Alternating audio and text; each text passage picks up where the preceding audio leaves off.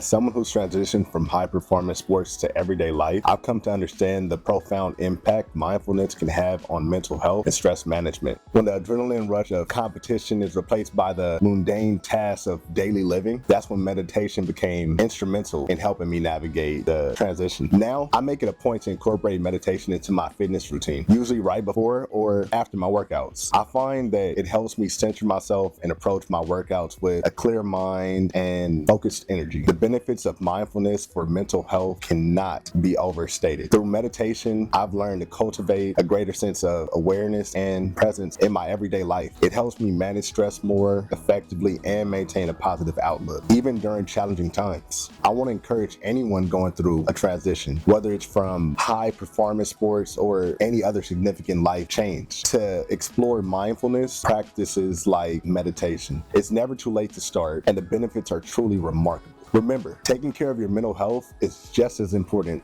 as taking care of your body. With mindfulness, you can find greater peace, clarity, and resilience in the face of challenges.